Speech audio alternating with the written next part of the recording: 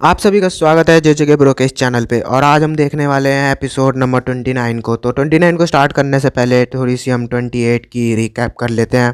तो last episode में हमने देखा था कि टेंजन के अंदर से अटैक फोर्स का लीडर आता है और वो माइनिंग टीम वालों से एक मेंबर मांग रहा होता है, क्योंकि उनके जो मेंबर होता है जो उनके बैग वगैरह उठाते हैं वो आज आया नहीं होता है। तो उनको एक मेंबर की नीड होती है, जिसपे कि कलेक्टिव टीम का कैप्टन कहता है कि मेंबर्स तो माइनिंग टीम वालों के ग्रुप से ही जा सकता है, क्योंकि इन्होंने पिछले दिन 2 घंटे पहले ही काम कंप्लीट कर लिया था और हमारे मेंबर्स को बहुत ही ज़्यादा काम करना पड़ता है। तो हम तो अपना बंदा नहीं भेजने वाले हैं, माइनिंग टीम वालों को ही अपना बंदा भेजना पड़ेगा। जिसपे कि माइनिंग टीम का कैप्टन कहता है कि मुझे नहीं लगता है कि हमारे टीम में से कोई भी बस अपनी मर्जी से ए रैंक के टेंजन के अंदर जाना चाहेगा, क्योंकि हम तो बी रैंक की टेंजन के अंदर भी ना जाएं, ये तो फिर भी ए रैंक की टेंजन है। क्योंकि हमारे पास जितने भी मेंबर है वो सारे या तो डी रैंक के हैं या फिर ई रैंक के हैं, और अगर ए रैंक के किसी भी मॉन्स्टर ने उन पर अटैक करा तो वो बहुत ही ईजिली वहाँ पे मारे जाएंगे, क्योंकि ए रैंक के मॉन्स्टर्स बहुत ही ज़्यादा खतरनाक होते हैं। जिसपे कि वो अटैक फोर्स का कैप्टन कहता है अगर तुम में से कोई भी हमारे साथ अंदर बैग उठाने के लिए जाएगा तो हम उसको एक्स्ट्रा पेमेंट देंगे और तुम्हें बस अंदर जाके बस बैग ही उठाना है। लेकिन फिर भी कोई भी बंदा उनके साथ जाने को तैयार नहीं था, क्योंकि ए रैंक की टेंशन बहुत ही खतरनाक होती है और वो सब आपस में यही बात कर रहे होते हैं कि कुछ पैसों के लिए अपनी जान को खतरे में डालना बिल्कुल भी सही नहीं रहेगा। तभी माइनिंग टीम का कैप्टन दोबारा से कहता है क्या तुम में से कोई सच में हमारे साथ नहीं जाना चाहता है, जिसपे कि हमारा जिन्वू अपना हाथ उठाता है और कहता है मैं तुम्हारे साथ जाने को तैयार हूँ। तभी सारे माइनिंग टीम के मेंबर जिन्वू के ऊपर चिल्लाने लग जाते हैं क्या तुम पागल तो नहीं हो गए, तुम्हें पता भी है अंदर कितना ज़्यादा खतरा है, क्या तुम्हें पता है अंदर कितने ज़्यादा खतरनाक मॉन्स्टर रहते हुए वहां पर तुम्हारी जान को खतरा हो सकता है, तुम्हारा दिमाग खराब हो गया है क्या, तुम बहुत ही ज़्यादा यंग हो, तुम क्यों अपनी जान को खतरे में डालना चाहते हो, तुम अपने फ्यूचर के बारे में सोचो। जिस पे जिन्वू ने कहता है तुम बिल्कुल भी टेंशन मत लो, मैं वहाँ अंदर ठीक रहूंगा। और वो मनी मन सोच रहा होता है भले ही मैं अंदर जाके इनका सिर्फ बैग उठाने वाला हूँ, लेकिन ए रैंक के टेंशन के अंदर मॉन्स्टर के साथ इनको लड़ते हुए मेरे को थोड़ा कुछ सीखने को तो मिलेगा ही। तभी वहां पर अटैक फोर्स का दूसरा मेंबर कैप्टन के साथ कहता है ये लड़का तो बस हमारे साथ कल से ही काम कर रहा है, इसको तो पता भी नहीं होगा ये रैंक के टेंजन के अंदर कितने खतरनाक मॉन्स्टर होते हैं, और ये ऊपर से बस एक ई रैंक का हंटर भी है, तो हमें दूसरे हंटर को ढूंढना पड़ेगा। तभी वो कैप्टन कहता है तुम चुप रहो, हम इसी को अंदर लेके जाएंगे। और वो आगे बढ़ता है और वो जिन्वू के साथ हाथ मिलाता है और वो कहता है मेरा नाम सॉन्ग किम हुंग है और आज के अटैक फोर्स को मैं ही लीड करने वाला हूँ और मैं अपनी टीम में तुम्हारा स्वागत करता हूँ। तभी वो कैप्टन जिन्वू को सारा बैग उठवा देते हैं और उससे कहते हैं ये बैग भारी तो नहीं है, जिसपे जिन्वू कहता है नहीं ठीक है कोई बात नहीं, ये ज्यादा भारी नहीं है। तभी जिन्वू की नज़र टेंजन के गेट के ऊपर पड़ती है और वो सोच रहा होता है कल वाले गेट का साइज तो बहुत बड़ा था और आज का गेट का साइज तो उससे भी बड़ा है। जिसमें कि वो कैप्टन से पूछता है क्या आज के गेट का साइज ज़्यादा बड़ा है और ये कल वाली गेट से ज़्यादा खतरनाक है। जिसपे कि अटैक फोर्स का कैप्टन बोलता है गेट के साइज का टेंजन की रैंक से कोई लेना देना नहीं है, हम टेंजन की रैंक को उसके अंदर से निकलने वाली एनर्जी को मेजर करने के बाद अंदाजा लगाते हैं कि वो टेंजन कौन से रैंक की है, और इससे जो एनर्जी निकल रही है वो कल वाले गेट के कंपैरिजन में बहुत ज़्यादा कम है। तो ये टेंजन शायद कल वाले गेट से बहुत ही ज़्यादा वीक है, इसलिए आज की टेंजन को क्लियर करने के लिए हमारी टीम को भेजा गया है, वरना तो एस रैंक वाली टीम आनी थी। जिन्वू यहाँ पे सोच रहा होता है इनकी टीम में एक भी एस रैंक का हंटर नहीं है, लेकिन फिर भी इनकी टीम बहुत ही ज्यादा ताकतवर लग रही है। इनकी टीम में 12 ए रैंक के हंटर है और 6 बी रैंक के हंटर है, एक हंटर गिल वाले ही बस ऐसा काम कर सकते हैं। और तभी यहाँ पे वो टीम का लीडर सबको टेंजन के अंदर जाने के लिए बोलता है, और जैसे ही जिन्वू टेंजन के अंदर पैर रखता है वो कहता है यहाँ से एनर्जी लेवल तो बहुत ही कम है, मगर मेरे को यहाँ पे बहुत ही अजीब फील हो रहा है, मेरे को ऐसा तब फील हुआ था जब मैं रेड गेट टेंजन के अंदर गया था। और जैसे ही वो सभी लोग टेंजन के अंदर चले जाते हैं वहाँ पे टेंजन जैकल्स उन पर अटैक कर देते हैं। वो सब टेंजन जैकल्स को देख के बहुत ही ज़्यादा शॉक हो जाते हैं, और लेकिन टेंजन जैकल्स बहुत ही ज़्यादा कमज़ोर होते हैं, तो सभी मिलके टेंजन जैकल्स को आसानी से मार देते हैं, क्योंकि उनके ग्रुप में बस ए रैंक और बी रैंक के हंटर थे और वो टेंजन जैकल्स उनके सामने कुछ भी नहीं थे।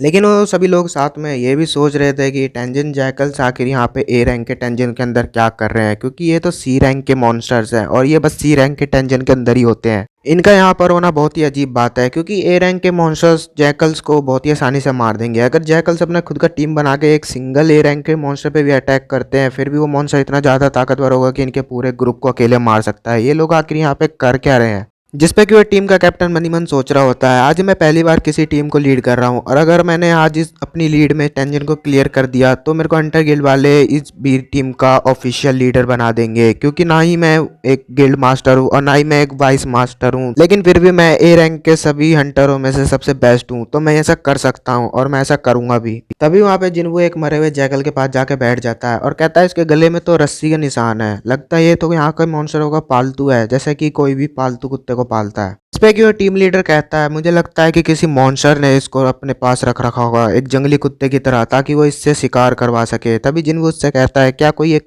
टेंजन मॉन्स्टर इतना समझदार होता है कि वो ऐसा काम कर सकता है, और अगर इस टेंजन के अंदर ऐसे समझदार मॉन्स्टर है तो हम तो फिर खतरे में है। तभी अंधेरे में से कुछ मॉन्स्टर्स बाहर आने लगते हैं, जिनको जिन्वो आसानी से दूर से ही सेंस कर लेता है और कहने लगता है कि सब लोग अलर्ट हो जाओ, इनके बॉस आ रहे हैं। और उन मॉन्स्टर को देख के उन अटैक फोर्स का जो लीडर होता है वो तो घबरा ही जाता है। ना ही बस वो लीडर बल्कि उनके जितने भी मेंबर होते हैं वो सभी उन मॉन्स्टर्स को देखकर बहुत ही ज्यादा डर जाते हैं और घबरा जाते हैं, क्योंकि उन अंधेरों में से जो मॉन्स्टर निकल रहे होते हैं वो एक हाई रैंक के ऑक्स होते हैं। और उन अंधेरों में से एक दो नहीं, वहां से बहुत सारे ऑक्स बाहर निकल रहे होते हैं। और तभी उनमें से एक ऑक चिल्लाता है और पूरे फोर्स के साथ अपने भाले को फेंकता है, जिसपे कि उन अटैक फोर्स का लीडर वहां पे अपनी शील्ड को आगे कर लेता है। वो भाला उसकी शील्ड से टकरा के डायरेक्शन चेंज करके सीधा जाके दीवार पे लग जाती है, और वो जिस दीवार पे लगती है उस दीवार का उतना हिस्सा टूट गया होता है। तभी वहां पे लीडर की नजर अपनी शील्ड के ऊपर जाती है और शील्ड भी वहां पर टूट चुकी होती है, और वो अपनी टूटी हुई शील्ड की तरफ देख ही रहा होता है, उतने में ही एक और ऑक्स पे अटैक कर देता है।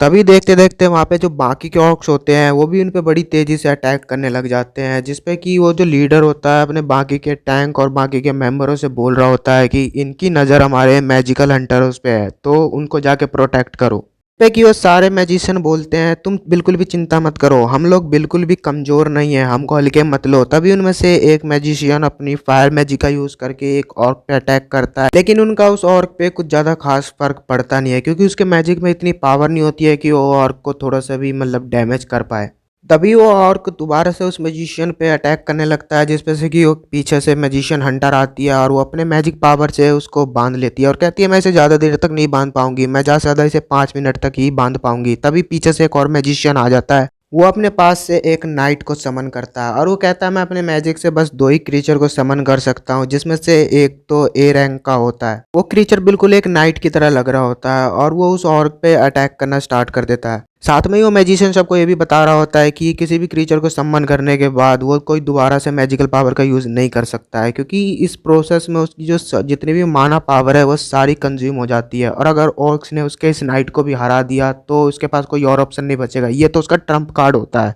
तभी एक ऑर्क वहाँ पर आगे बढ़ता है और एक टैंक के ऊपर अटैक कर देता है, जिससे कि उसके शोल्डर पे बहुत ही ज़्यादा डैमेज हो जाता है। तभी वहाँ से पीछे से हीलर्स आने लगते हैं उसको हील करने के लिए, और वो सब उस टैंक को हील करने लग जाते हैं। साथ ही में वो चिल्ला के बाकी टैंकरों से ये भी कह रहे होते हैं कि वो बाकी के टैंकर कर क्या रहे हैं, जल्दी से यहाँ पर आके हमें प्रोटेक्ट करो। जिस पे कि वो टैंकर कहते हैं कि हमारे अटैक का इन ऑर्क्स पे कुछ ज़्यादा खास फर्क पड़ नहीं रहा है। वहाँ पर वो ऑर्क्स उनके टैंकर्स को पकड़ के बहुत ही बुरी तरीके से पीट रहे होते हैं, जिन पे कि उन लीडर कहता है कि इनके तो मेंबर्स बहुत ही ज़्यादा है, कम से कम 20 होंगे, और इनमें से हर कोई एक ऑर्क एक ए रैंक के हंटर जितना पावरफुल है। वहाँ पे वो अपने बाकी के मेंबर्स को बोलता है जल्दी से तुम सब 3-3 के ग्रुप में डिवाइड हो जाओ, वरना हम सब यहीं मारे जाएंगे, हम इन सबको ऐसे नहीं हरा सकते हैं। हमें पता ये एक ए रैंक की टेंशन है और यहाँ पे बहुत ही खतरनाक मॉन्स्टर होते हैं, लेकिन यहाँ पे इतने सारे हाई ऑर्क्स होंगे ये तो हमें बिल्कुल भी नहीं पता था। जब हंटर एसोसिएशन वालों ने इनकी मैजिक को मेजर करा था तब इसकी मैजिक इतनी ज़्यादा नहीं थी, हमें नहीं लगा था यहाँ पर इतने सारे ऑर्क्स होंगे, ये तो कम से कम 20 ऑर्क्स हैं।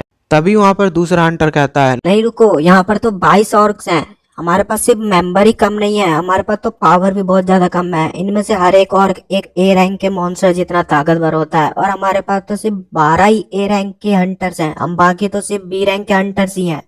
हालांकि हमारे ए रैंक के हंटर बहुत ही ज्यादा ताकतवर हैं और वो उन ऑर्क से आसानी से लड़ सकते हैं और शायद ही जीत भी सकते हैं, लेकिन हमारे जो बी रैंक के हंटर है वो इतने ज्यादा पावरफुल नहीं है, वो बड़ी आसानी से ही मारे जाएंगे। और अगर हमारे बी रैंक के हीलर्स और बाकी के मैजिशियंस वगैरह मारे गए तो हमारे लिए बहुत ही ज्यादा मुश्किल हो जाएगी। तभी वहां पर एक ऑर्क बड़ी तेजी से उसी हंटर की तरफ आता है और वो अपने कुल्हाड़ी से उस हंटर की बाजू को काट देता है। ये सब देख के वहां के बाकी के हंटर बहुत ही ज्यादा घबरा जाते हैं और डर जाते हैं। तभी वो हंटर कहता है हम यहाँ पर नहीं जीतने वाले हैं, हम ही सब यहाँ पर मारे जाएंगे। और बस यहीं पर हमारे इस एपिसोड की भी एंड होती है। तो अगर वीडियो अच्छी लगी हो तो लाइक कर देना और चैनल को सब्सक्राइब करना मत भूलना। और आज का हमारा स्पॉइलर ये है, आगे जाके जिन्वू इस टेंजन के बॉस को भी अपना शैडो बना लेता है। वैसे तो सभी बॉस को अपना शैडो बना लेता है, मगर ये जो बॉस होता है ये जिन्वू से लड़ने से पहले जब वो अपनी आर्मी ऑफ शैडो को बाहर निकालता है तब उसे पहचान लेता है और उसे कहता है क्या तुम मोनार्च हो, शैडो ऑफ मोनार्च हो। मगर वो जैसे शैडो ऑफ मोनार्च बोलता है ना, मतलब